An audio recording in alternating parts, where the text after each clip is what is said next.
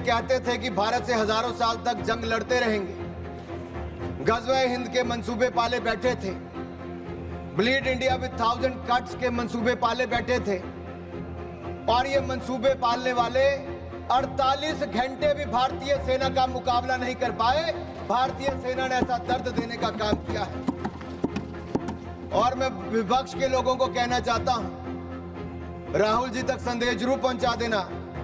भारतीय सेना वहां पर मारती है जहां सबसे ज्यादा दर्द होता है। Indian army strikes the enemy where it hurts the most, in mind, in might and on their map. उधर पाकिस्तान के जर्नल जिहादी बंकर में छिप गए थे, यहां तक कह दिया था कि पाकिस्तान में भूकंप आ गया है। अगर शक हो तो अपने प्रिय पाकिस्तान से पूछ कर देख लेना, जिसके कसीदे आप दिन रात पढ़ते रहते हो। और मुझ पर विश्वास नहीं तो जाकर उनके उप प्रधानमंत्री इशाक डार ने क्या बोला, उसका मैं कोट यहां पर करना चाहता हूं। भारत की सेना हमें मार रही थी, हम बेबस थे, हमारे सामने सीज फायर का भीख मांगने के अलावा और कोई चारा नहीं था। आई अनकोट, ये किसी और ने नहीं, पाकिस्तान के उप प्रधानमंत्री का कोट है। मैं आपको बताना चाहता हूं, अटल जी की सरकार में देखिए, आपके समय 48 में, 62 में, 65 में, 71 की लड़ाइयां हुई, लेकिन सेना के जवानों का पार्थिव शरीर उनके घरों तक नहीं जाता था। अटल बिहारी वाजपेयी जी की सरकार बनी, तब जाकर पार्थिव शरीरों को उनके घर तक पहुंचाने का काम किया। तो अटल बिहारी वाजपेयी की सरकार ने, भारतीय जनता पार्टी की सरकार ने किया। और धर्मेंद्र जी, मैं इतना जरूर कह दूं, अरे मैं तो हिमाचल प्रदेश से आता हूं। हिमाचल प्रदेश राज्य छोटा है, लेकिन सेना में बड़ा योगदान है। अगर देश को पहला परमवीर चक्र विजेता किसी ने दिया तो मेजर सोमनाथ शर्मा हिमाचल प्रदेश ने दिया है। कारगिल युद्ध में अगर 52 शहादत सबसे ज्यादा हुई तो हिमाचल प्रदेश की हुई। 4 परमवीर चक्र विजेता हुए तो उसमें से 2 कैप्टन विक्रम बत्रा, राइफलमैन संजय कुमार भारत हिमाचल प्रदेश से हुए हैं। सर, मैं इतना कहूंगा, हम दुनिया का सबसे बड़ा लोकतंत्र है, दुनिया की चौथी बड़ी अर्थव्यवस्था है, दुनिया के सबसे लोकप्रिय प्रधानमंत्री नेता हमारे पास हैं। भारत को झुकाने वाला कोई का माई का लाल पैदा नहीं हुआ जो झुका सके। भारत को कोई झुका सके ऐसा किसी में दम नहीं। भारत से विश्व है, हम किसी से कम नहीं, हम किसी से कम नहीं। भारत 2.5 मोर्चे पर लड़ाई लड़ रहा था। 2 मोर्चे तो सबको पता है, लेकिन ये जो आधा मोर्चा है ना, उस आधे मोर्चे में एक राहुल ऑक्युपाइड कांग्रेस भी है। राहुल ऑक्युपाइड कांग्रेस क्या, मैं बताऊंगा।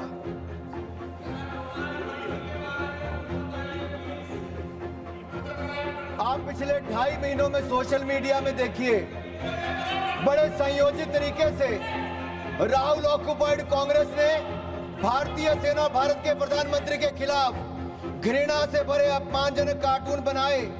इसी कांग्रेस पार्टी ने, राहुल ऑक्युपाइड कांग्रेस ने आर्मी चीफ को सड़क का गुंडा कहने का काम किया।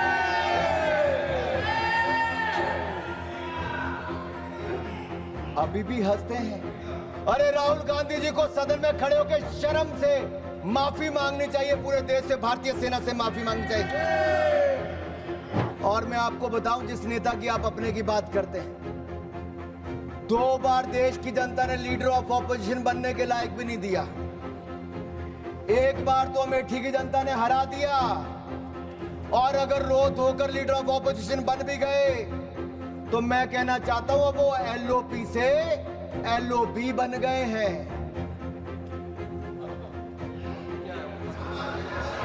किरण जी पूछ रहे एलओबी का ही है भाई, पार्लियामेंट्री अफेयर मिनिस्टर को तो मुझे बताना पड़ेगा। एलओपी लीडर ऑफ ऑपोजिशन से LOB leader of opposing Bharat बन गए हैं। उनके एजेंडे पे केवल भारत का विरोध है, भारतीय सेना का विरोध है, और भारत के प्रधानमंत्री का विरोध करना ही लिखा है। इसलिए आज से उनको एलओबी कहना शुरू करना पड़ेगा।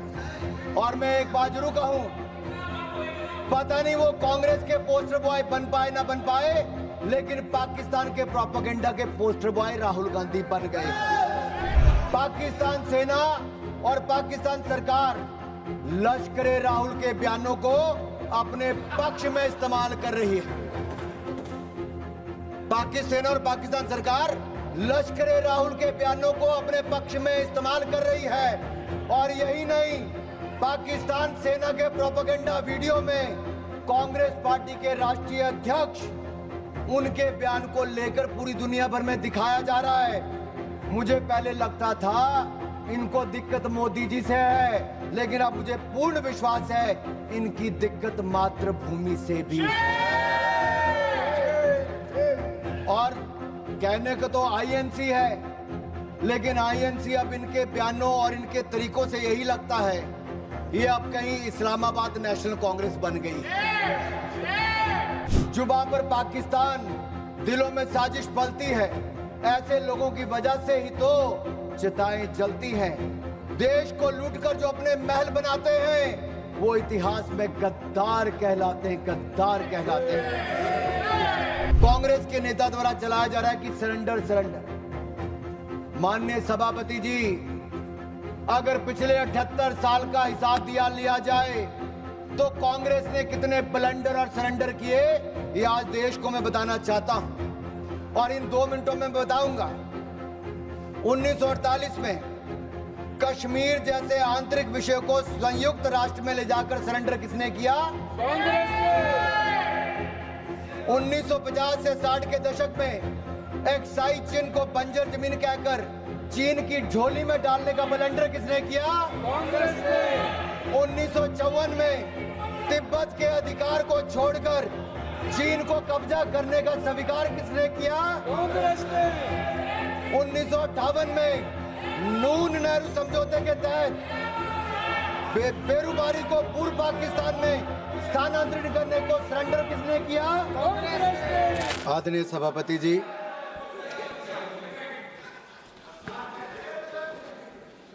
आज मैं राष्ट्र हित, राष्ट्र सुरक्षा और राष्ट्र स्वाभिमान के एक बहुत महत्वपूर्ण विषय पर बोलने के लिए उपस्थित हुआ हूं। मैं अपनी पार्टी का आभार प्रकट करता हूं कि जिन्होंने मुझे बोलने का अवसर दिया।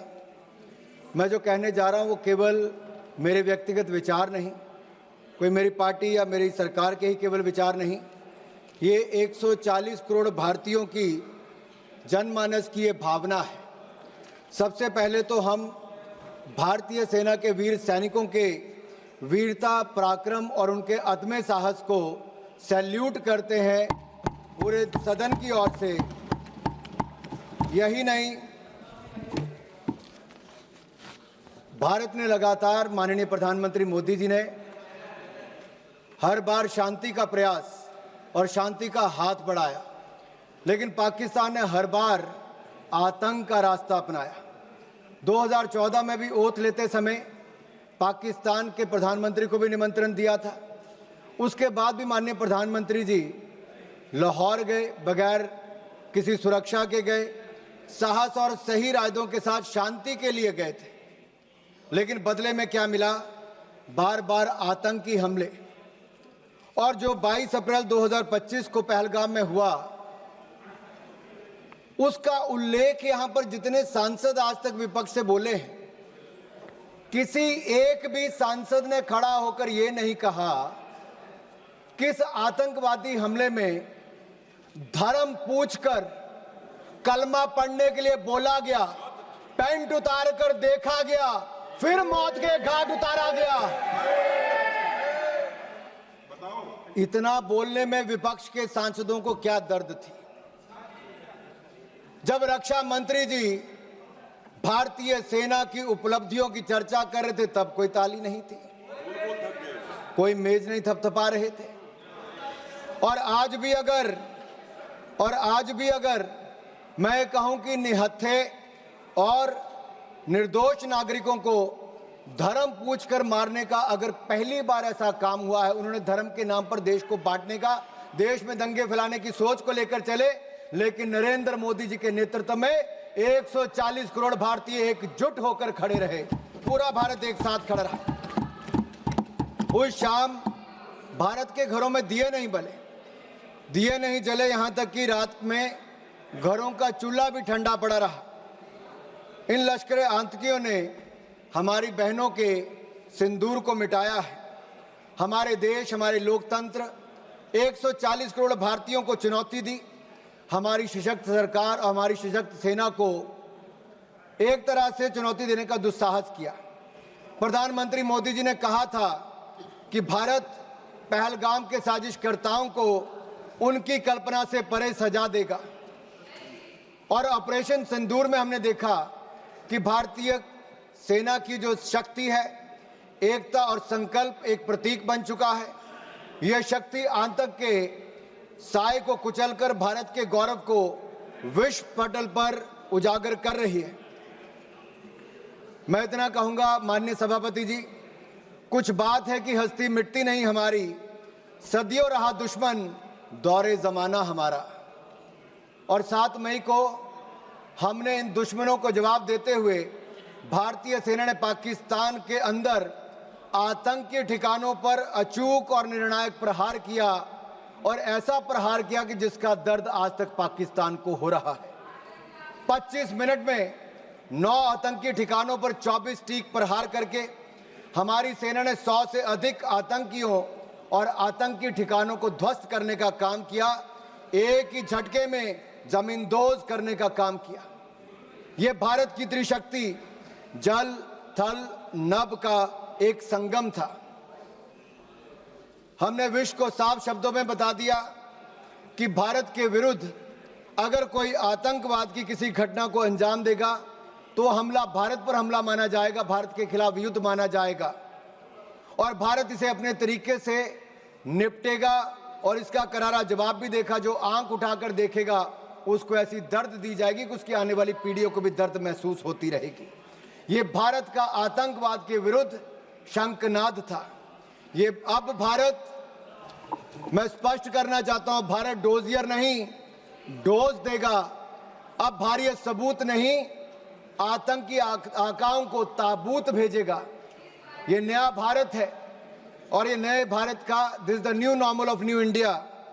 This is PM Modi's zero tolerance policy towards terrorism. जब दूसरे दिन पाकिस्तान ने भारतीय सेना और हमारे सिविलियन ठिकानों पर हमला करने का प्रयास किया, तो हमारी भारतीय सेना ने एक बार फिर पाकिस्तान के 11 एयरबेस पर हमला करते हुए उसको नेस्तनाबूद कर दिया। This was a strike on the 11 Pakistan air bases and it made it the graveyard of military defeat of Pakistan. मौका मिले तो आप अपने पड़ोसी मुल्क पाकिस्तान से पूछ लें कि भारतीय मिसाइलों ने कैसा कहर ढाया था। 2.5 महीने बाद भी रहीम खान एयरबेस पर आज बैलगाड़ी चलाने लायक भी नहीं बचे। वर्षों वर्षों तक, अगर आपने सुना होगा, तो ये कहते थे कि भारत से हजारों साल तक जंग लड़ते रहेंगे। गज़वे हिंद के मंसूबे पाले बैठे थे, ब्लीड इंडिया विद 1000 कट्स के मंसूबे पाले बैठे थे, और ये मंसूबे पालने वाले 48 घंटे भी भारतीय सेना का मुकाबला नहीं कर पाए। भारतीय सेना ने ऐसा दर्द देने का काम किया है। और मैं विपक्ष के लोगों को कहना चाहता हूं, राहुल जी तक संदेश जरूर पहुंचा देना, भारतीय सेना वहां पर मारती है जहां सबसे ज्यादा दर्द होता है। Indian Army strikes the enemy where it hurts the most, in mind, in might and on their map. उधर पाकिस्तान के जर्नल जिहादी बंकर में छिप गए थे। यहां तक कह दिया था कि पाकिस्तान में भूकंप आ गया है। अगर शक हो तो अपने प्रिय पाकिस्तान से पूछ कर देख लेना, जिसके कसीदे आप दिन रात पढ़ते रहते हो। और मुझ पर विश्वास नहीं तो जाकर उनके उप प्रधानमंत्री इशाक डार ने क्या बोला, उसका मैं कोट यहां पर करना चाहता हूं। भारत की सेना हमें मार रही थी, हम बेबस थे, हमारे सामने सीज फायर का भीख मांगने के अलावा और कोई चारा नहीं था। आई अन कोट, ये किसी और ने नहीं, पाकिस्तान के उप प्रधानमंत्री का कोट है।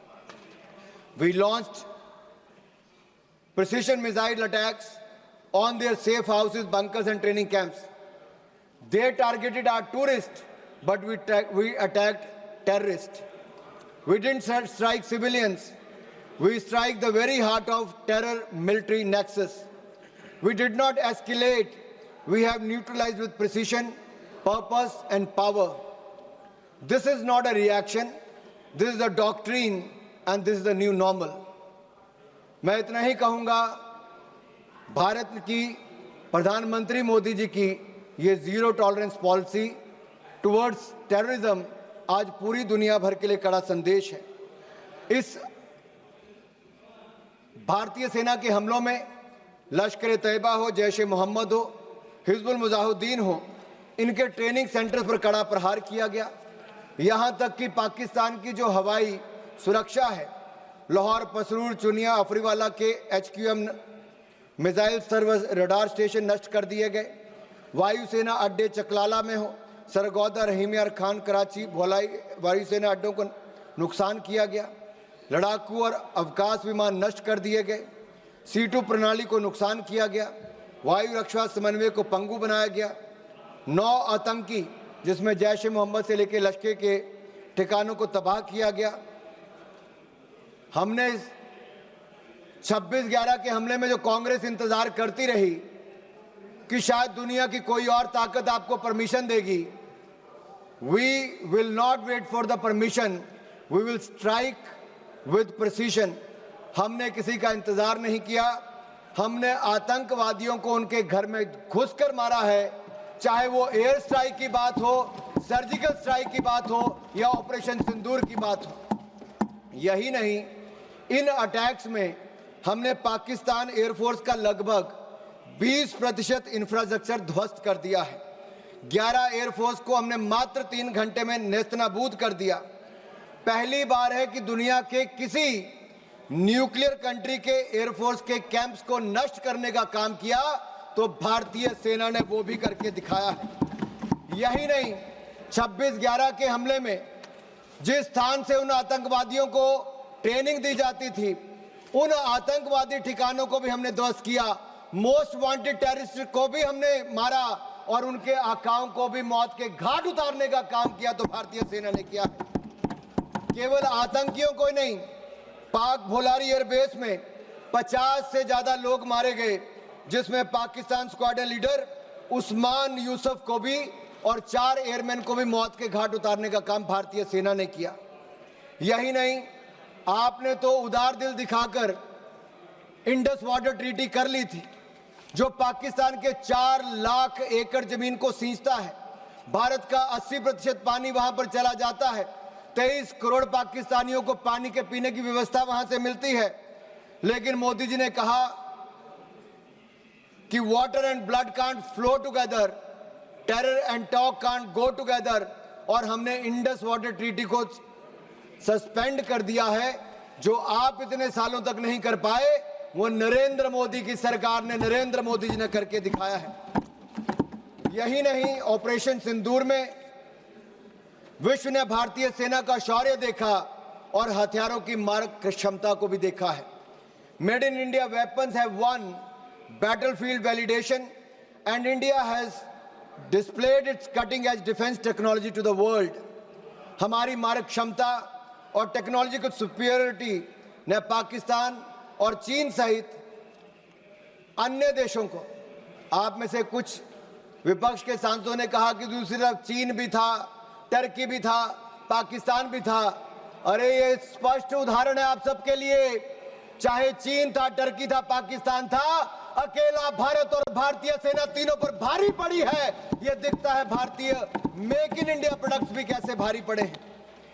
और यही नहीं, मैं आज कहूंगा कि India's operation during operation Sindoor reflects 21st century evolution of aerial decoys and psychological dominance.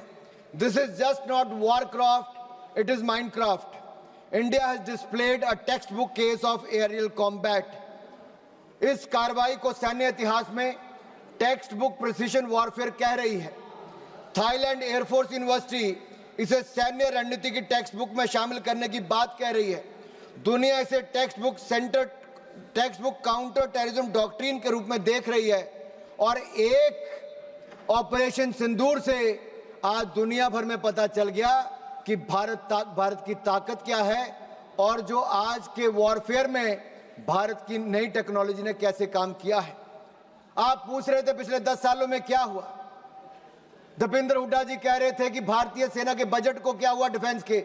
माननीय निर्मला सीतारमण जी यहां पर है, रक्षा मंत्री जी हैं, पूर्व रक्षा मंत्री भी हैं, आज वित्त मंत्री हैं, राजनाथ जी हैं, रक्षा मंत्री हैं।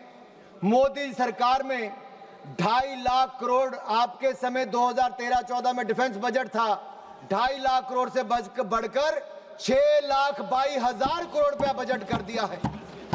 अरे आप 6,81,000 करोड़ रुपया बजट कर दिया है, दुगने से ज्यादा कर दिया, 3 गुना कर दिया है। और आप अपने गिरेबान में झांक कर देखिए, 10 साल आपने सेना को बुलेट प्रूफ जैकेट तक नहीं दी। नरेंद्र मोदी जी की सरकार में मात्र 3 सालों में 2 lakh bullet proof jacket make in India बनाकर हमने दी है। आपने 10 सालों में नहीं, 30 सालों में आपने 1 रैंक 1 पेंशन नहीं दिया। नरेंद्र मोदी जी की सरकार ने 1 रैंक पेंशन की मांग को भी पूरा किया है।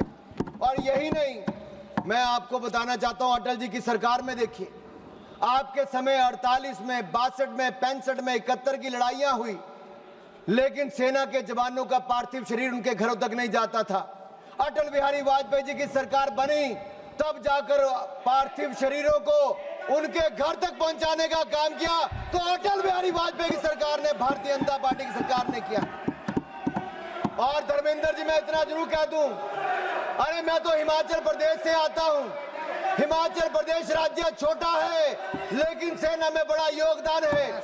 अगर देश को पहला परमवीर चक्र विजेता किसी ने दिया तो मेजर सोमनाथ शर्मा हिमाचल प्रदेश ने दिया है। कारगिल युद्ध में अगर 52 शहादत सबसे ज्यादा हुई तो हिमाचल प्रदेश की हुई।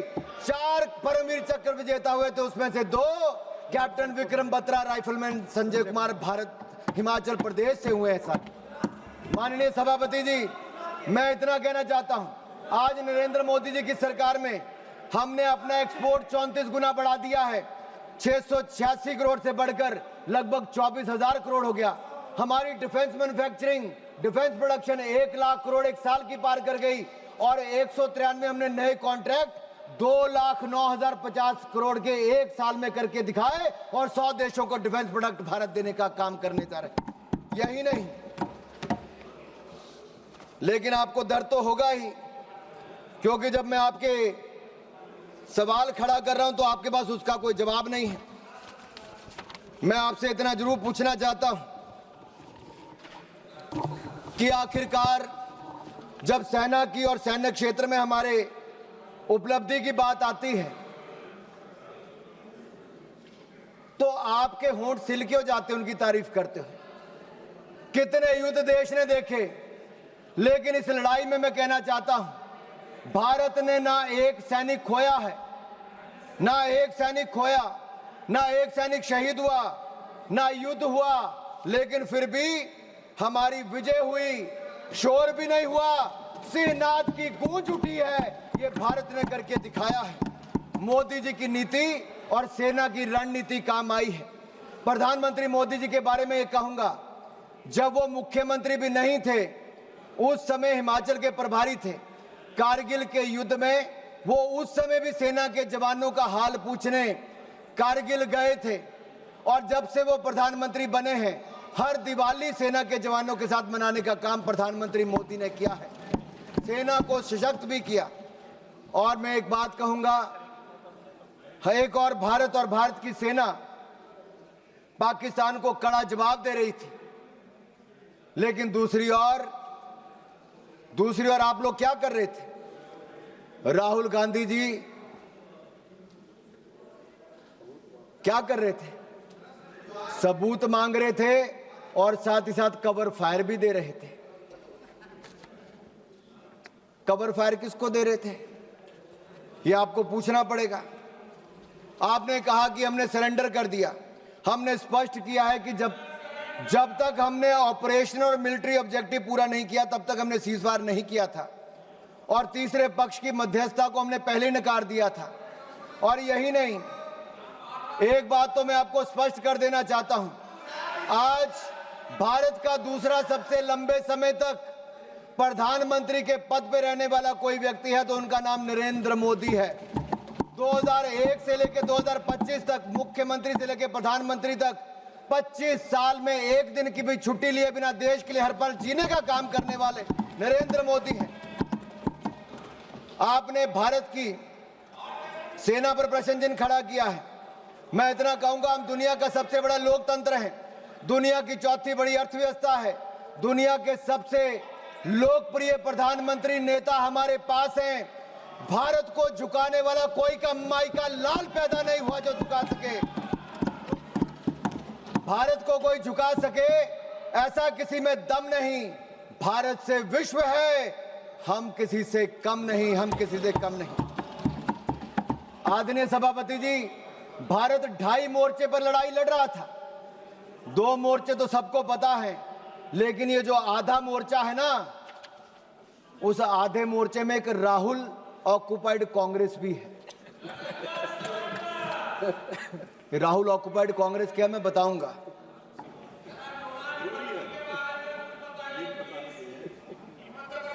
आप पिछले 2.5 महीनों में सोशल मीडिया में देखिए, बड़े संयोजित तरीके से राहुल ऑक्युपाइड कांग्रेस ने भारतीय सेना और भारत के प्रधानमंत्री के खिलाफ घृणा से भरे अपमानजनक कार्टून बनाए।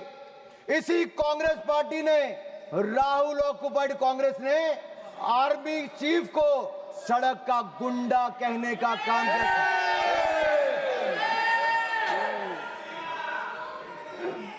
अभी भी हंसते हैं। अरे राहुल गांधी जी को सदन में खड़े होकर शर्म से माफी मांगनी चाहिए, पूरे देश से, भारतीय सेना से माफी मांगनी चाहिए। आप आर्मी चीफ को सड़क का गुंडा कहते हो और बाटला हाउस कांड में शहीद होने वाले इंस्पेक्टर मोहनचंद शर्मा को आप श्रद्धांजलि तक नहीं दे पाए, लेकिन आपकी पूर्व राष्ट्रीय अध्यक्ष आतंकवादियों के मरने पे आंसू बहाने वहां चली गई थी। यह कांग्रेस है जो भारतीय सेना के साथ नहीं, उसके खिलाफ हथियार उठाने वाले आतंकवादियों के लिए आंसू बहाती है। देश ने आपका असली चेहरा देखा है। इससे बड़ा पाप और क्या हो सकता है कि आपने भारत को अपमानित और पराजित करने वाले राष्ट्र साबित करने में कोई कसर नहीं छोड़ी। आपने देश की जनता का मनोबल तोड़ने का कार्य किया, कोई कोर कसर आपने बाकी नहीं छोड़ी। और सुनिए मणिकम टैगोर जी, इतिहास नरेंद्र मोदी जी को उनके धैर्य और धीरता के लिए याद रखेगा, और राहुल ऑक्युपाइड कांग्रेस को उनके धोखे और धूर्तता के लिए धिक्कारेगा, धोखे और धूर्तता के लिए धिक्कारेगा। और मैं आपको बताऊं, जिस नेता की आप अपने की बात करते हैं, 2 बार देश की जनता ने लीडर ऑफ ऑपोजिशन बनने के लायक भी नहीं दिया। एक बार तो अमेठी की जनता ने हरा दिया, और अगर रो धोकर लीडर ऑफ ऑपोजिशन बन भी गए तो मैं कहना चाहता हूं, अब वो एलओपी से एलओबी बन गए हैं। किरण जी पूछ रहे एलओबी का ही है भाई, पार्लियामेंट्री अफेयर मिनिस्टर को तो मुझे बताना पड़ेगा। एलओपी लीडर ऑफ ऑपोजिशन से एलओबी लीडर अपोजिंग भारत बन गए हैं। उनके एजेंडे पे केवल भारत का विरोध है, भारतीय सेना का विरोध है, और भारत के प्रधानमंत्री का विरोध करना ही लिखा है। इसलिए आज से उनको एलओबी कहना शुरू करना पड़ेगा। और मैं एक बात जरूर कहूं, पता नहीं वो कांग्रेस के पोस्टर बॉय बन पाए ना बन पाए, लेकिन पाकिस्तान के प्रोपेगेंडा के पोस्टर बॉय राहुल गांधी बन गए हैं।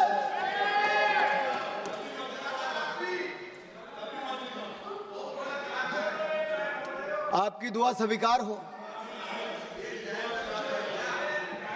अब माननीय सभापति जी, आज सदन ने ऑपरेशन सिंदूर पर चर्चा करनी थी, लेकिन कांग्रेस के नेताओं में होड़ लगी थी कि कौन पाकिस्तान का सबसे सगा, सबसे प्रिय उभर कर सामने आए।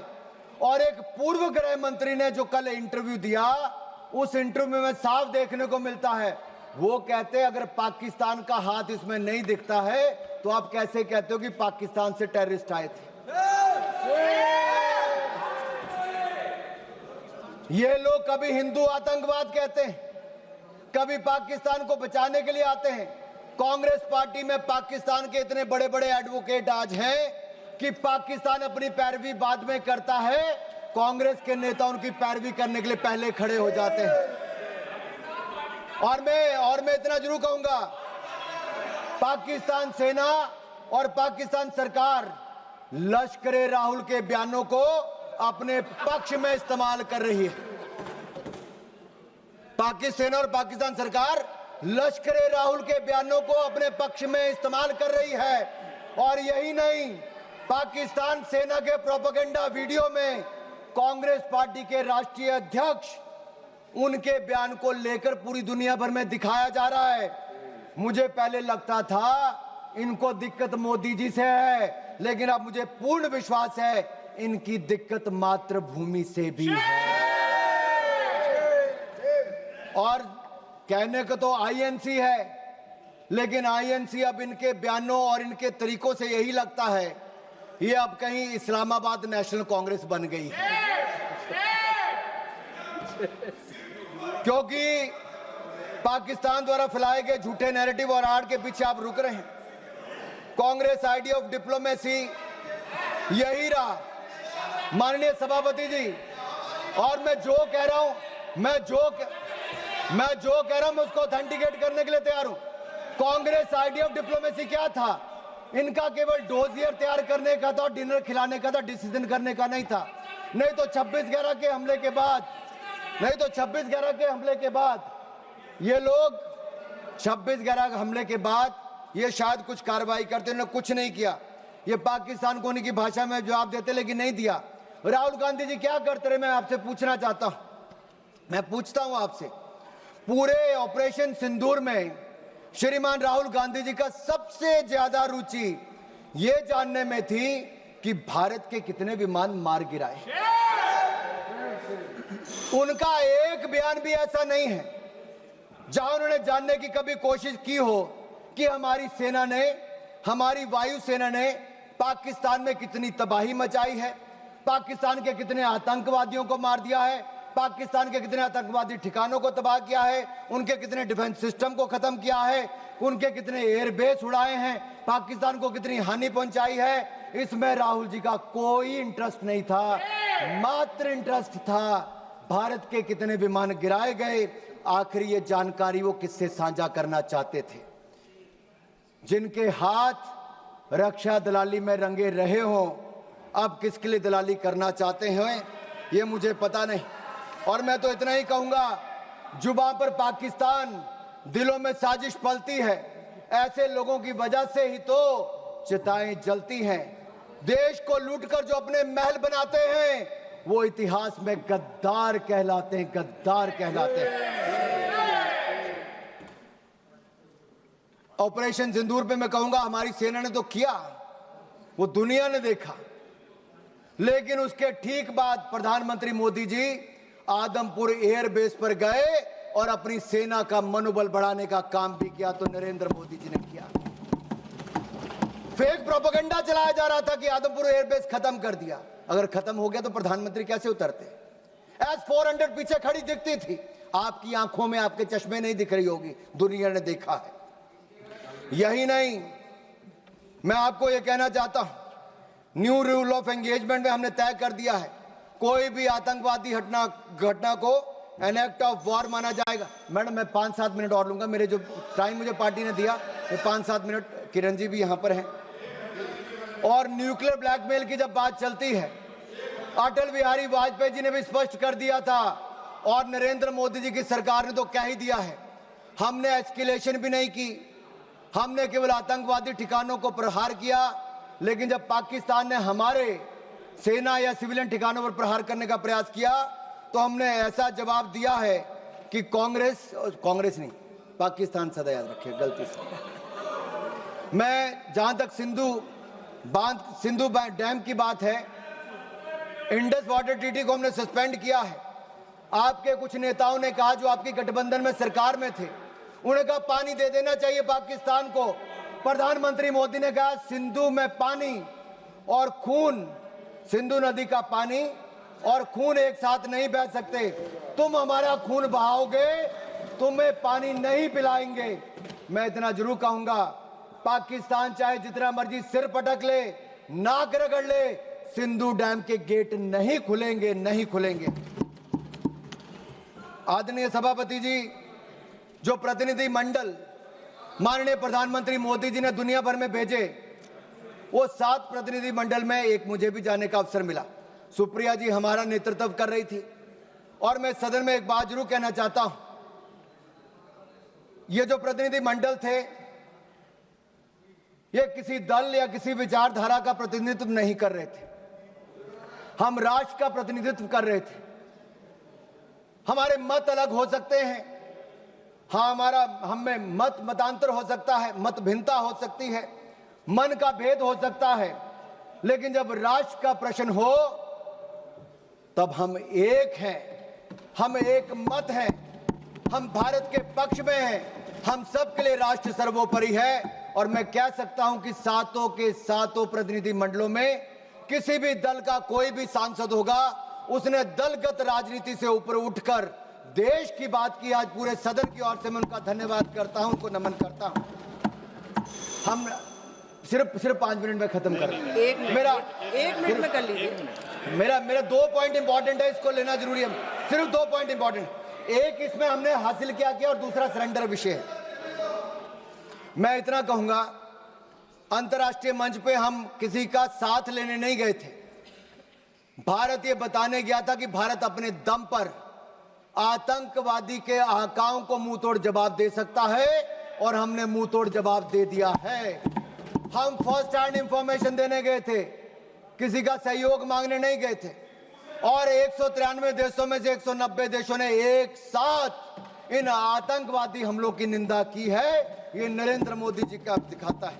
और यही नहीं, मुस्लिम देशों में भी पाकिस्तान को अलग थलग करने का काम किया, आतंकवाद के खिलाफ एक वैश्विक माहौल बनाया। और मैं कहना चाहता हूं कि जो रवैया कांग्रेस का रहा इस समय, वो सबसे अधिक निराशाजनक, अपमानजनक और आपत्तिजनक था। सेना और सरकार पर हमला करने में कांग्रेस कहीं पीछे नहीं रही, लेकिन भारत में जहां नरेंद्र मोदी जी की सरकार में हम लगातार आगे बढ़े हैं। एक फेक नैरेटिव कांग्रेस के नेता द्वारा चलाया जा रहा है कि सरेंडर सरेंडर। माननीय सभापति जी, अगर पिछले 78 साल का हिसाब लिया जाए तो कांग्रेस ने कितने ब्लंडर और सरेंडर किए, ये आज देश को मैं बताना चाहता हूं। और इन 2 मिनटों में बताऊंगा। 1948 में कश्मीर जैसे आंतरिक विषय को संयुक्त राष्ट्र में ले जाकर सरेंडर किसने किया? कांग्रेस ने। 1950 से 60 के दशक में एक्साई चीन को बंजर जमीन कहकर चीन की झोली में डालने का ब्लंडर किसने किया? कांग्रेस ने। 1954 में तिब्बत के अधिकार को छोड़कर चीन को कब्जा करने का स्वीकार किसने किया? कांग्रेस ने। 1958 में नून नेहरू समझौते के तहत बेरूबारी को पूर्व पाकिस्तान में स्थानांतरित करने को सरेंडर किसने किया? कांग्रेस ने। 1960 में पंजाब के सरजा माजरा, रख हरदीप सिंह पठान के, सुलेमान के, चक लोधी को पाकिस्तान को सौंपकर सरेंडर किसने किया? कांग्रेस ने। 1960 में सिंधु जल संधि के तहत पाकिस्तान को $174 मिलियन, आज के 14,000 करोड़ के बराबर, ये सरेंडर किसने किया?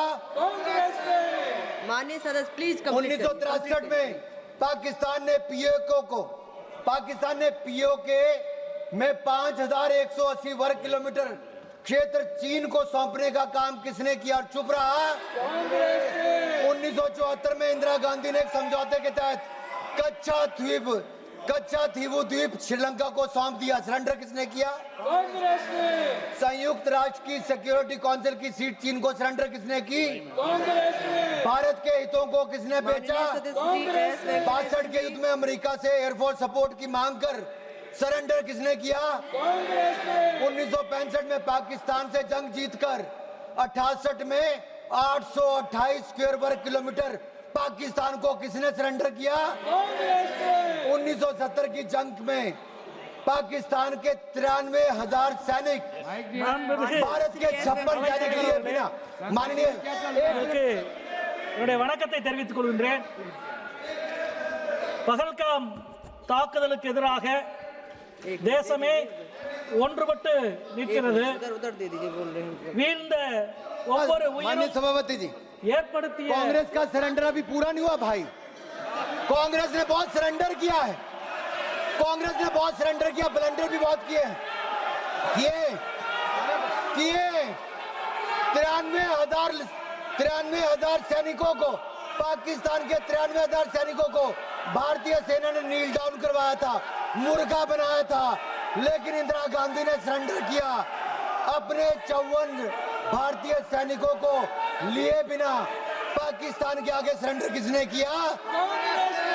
ताशकंद समझौते में हाजीपीर दर्जे जैसे अति महत्वपूर्ण रणनीतिक क्षेत्र को पाकिस्तान को वापस देकर सरेंडर किसने किया? पाकिस्तान को न्यूक्लियर टेक्नोलॉजी ऑफर कर दुश्मन से हाथ मिलाने का सरेंडर किसने किया? 1984 में इंदिरा गांधी ने पाकिस्तान के कौटा परमाणु संयंत्र पर हमला करने से इनकार कर दिया. सरेंडर किसने किया? रोनाल्ड रीगन अमेरिका राष्ट्रपति